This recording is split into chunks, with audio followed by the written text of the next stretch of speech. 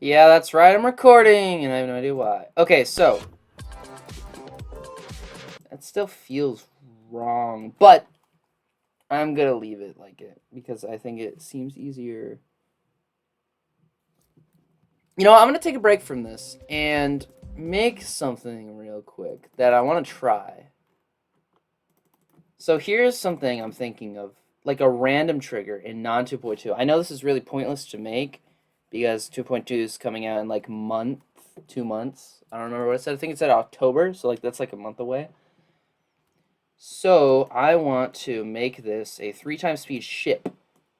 And I want to make a collision block ID 1, dynamic block, give it group 1. And then I want to use this. This is like, I've never done this before. I'm discovering this just now. So move time loads, boom, and it follows group U. Oh wait, and then it follows group 0, which I think is the player. And of course it... So why doesn't it work? If one follows one, nothing happens. Okay. What if I make an invisible this? And I scale it down really much. And I give it 2. And then I make 1 follow 2. But then I make a move trigger that makes 2 lock to player X and lock to player Y for a long time. How's this gonna work? Okay, okay. And then I think you can just change this a bit, just throw some random values. Oh, look at that! Isn't that clever? And then this, so 1 is directly on the player. Okay, yeah. What if I make it just barely lower? No, nothing really changed. Oh, it can be negative. So like right here. No. Why is that not what I wanted? Oh, because it's not a y negative 1, so it's not a 1-to-1 match of what happens. That's what I want. Yes. Wait. So that means actually it should be here. So when you meet in the middle, that's where you're straight flying.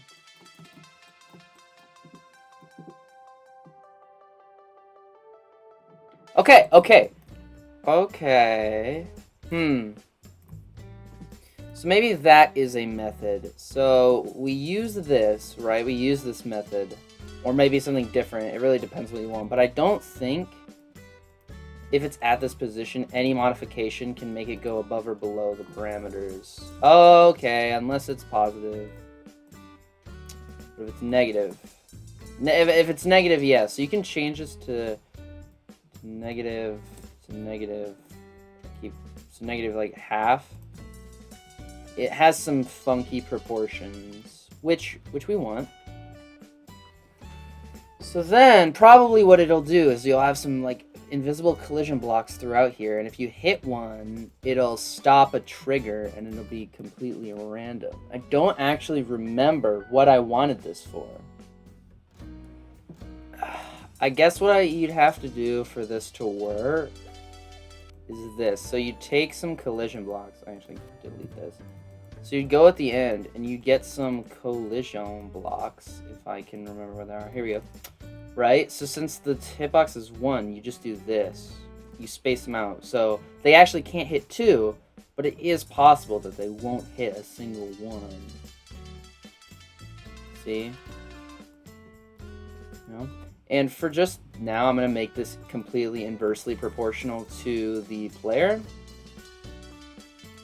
See, so it can't actually hit more than one, and I'll probably make it a trigger. Well, you can, but what you do is you'd set it up so when it collisions, it gets rid of all of them, all of the other ones. So I'm going to quickly just give these all an extra group, so 3, and then set up a collision trigger. Here we go. And then, so new, so 2, 2, 3, 2, 3. I'm just doing this because I only wanted like one or the other, you know? Right? And then I think we can set up 2 separate ones, but they both do the same thing.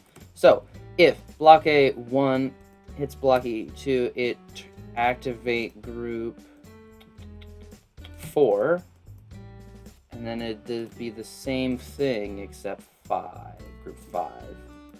And then we can make these toggle trigger add group 4, and it will toggle all 3s, make it spawn trigger, and then also make it group 5.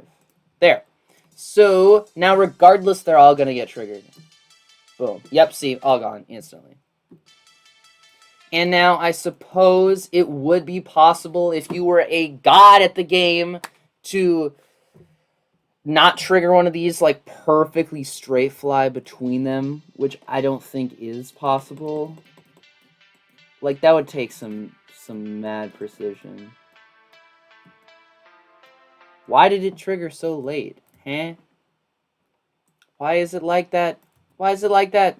Huh?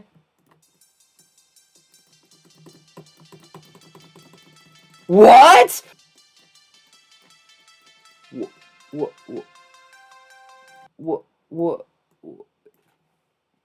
Huh? Huh? Did these need to be dynamic? I'm like so confused. It activates group 5. It's group 5. What the fuck? Oh. So this is what I was thinking of in my little daydream that I had at school. Is boom, portal, right? And then you got this. So boom. And then also copy paste. I can't copy paste it. Copy paste. Boom. One at the exact top, one at the exact bottom. Oh my god, there's a massive thunderstorm rolling in. Hold on, I'm gonna open up my window for this. This is cool. Okay. We're back. What was I doing? Oh yeah, I was being a genius. So, hold on. Since this is triggered spontaneously, these don't...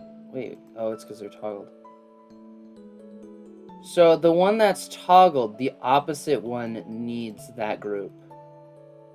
Okay, so if the bottom is number 3, which is group 7, this should have group 6. So then I need to make a quick toggle thing with some arrows. Arrow, arrow, arrow. Boom. Give these the same group, group 9, and then give them each different groups. Actually, no. Group 6, I think, is up, so 6. And this one is 7. Right? Okay, just need to make sure this is right. Okay, yeah, it is. So now we need to make group 9. Okay, so now we need to make a quick toggle loop, not really a loop, toggle succession. And then this would obviously pulse with the music if this was going to be in a real video. Or if this was going to be video? Real level, sorry. So now this should just work for both, right? Yeah, boom. Easy, nice, that works. Okay. So, my idea here was... What was it? So, yeah, see, look, the Y mods are completely... Well, not completely random, but they are weird, okay? Ooh, wait, hold on. Wait, how is this gonna work? Hold on, I just had an idea. What if we rotate group 11? Or no. So which group gets... What group is this? This is group 13. Okay, so 13. What if we rotate group 13 around group 10? Loads of times 360s, and it like takes a bit. So what is gonna happen? Okay, that is something. And then number 12. And then we'll just do it a lot slower and a lot less times 360. Oh, dude, that's actually crazy.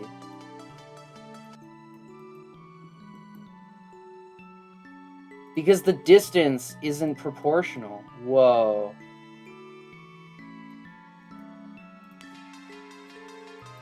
Oh, dude, that is actually so awesome. That is crazy. And then this one is actually more friendly if you want to do loads of different scenarios. So if you want like 7 random things to happen, like out of 7 things, this is better for that. So you make a group ID, and I'm not following a tutorial. I did just make these up right now because my brain is being big giga brain.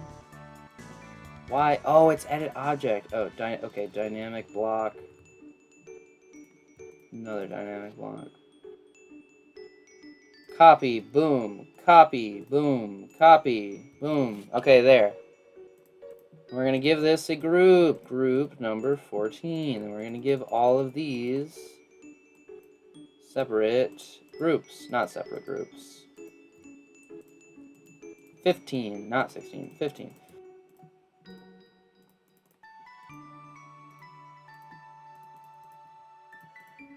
So this is just in every other. So the reason I said that this is easier if you're, this is an easier method if you're doing more than just 2 scenarios, is because, so if you want, you can change these to loads of different ones, and then if you want to go past these, you can copy paste and use the rotate and like rotate them physically, you know, to make it even a bigger circle. And if you wanted to make it even bigger, you can just space these out more and then change these into any order you want. So there's that. So now this is going to be 8 for the action.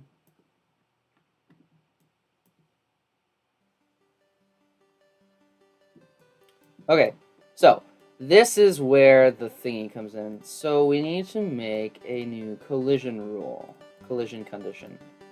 So if block A, 4, touches block ID 5, we're going to activate target 17, I think is the next empty group. And it is a rotate. You'll never guess. Move time 0. It's going to rotate group 15 around 14. And it's going to rotate, actually I don't know, but it needs to be spawn triggered. So how much does it need to get rotated? I don't know. Is it 45 degrees? It is. Okay, so it needs to get rotated 45 degrees. So 45. And then you can change this to positive 45 or whatever. Or if you really wanted to, you can make it so that there's a second collision thingy. I didn't give the thing the group, so it was just gonna sit in there. Okay, so now it will rotate. Yes, so it rotates. And I think if we make these both multi-trigger, and I can't. Okay, so I guess collision can just be multi-triggered. Okay, so rotate, this is going to be multi-triggered.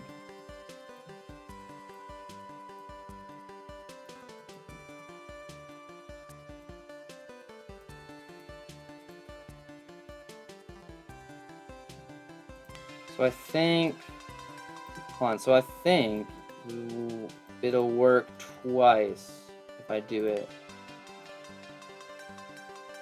I think. Boom, boom. Yes, okay, so now it works twice. So now it'll work every single time you hit a collision trigger. So now what you can do as the player, as the creator, you can just scatter these about at random sizes. I'm going to turn on free move because it's a lot easier. Random sizes in random locations. Okay, there. Boom. So now I just got loads of these random triggered bits around here. And now I need to make another collision where if 8 hits 6 or 7, it'll do 18 and 19. So 6, 7, and I'm going to do 19 because those will be the next 3 groups. So, boom, and then this is number 6, and this is number 7. Easy clap. And then this is the same rigging as last time where you're gonna have to toggle everything. Yeah, so with this is that you can do it absolutely anything you want. Just like in these two examples, I made it so that it's 2 different pathways. You can do whatever you want. It can be, you might be a large or a small, or like 2 different pathways, but it's like 2 different parts of an entire level. Like there's really no limit to this. You just gotta add your groups, toggle. There we go! Alright, I will post this when the video drops. Might be a while. Not in your time, but for me, I might take a while to edit this. Like I said, I'll drop the video, or I'll drop the level when the video does with the ID. So yeah, look out for that if you want to know. Or try to recreate it yourself without just straight copying it. Goodbye.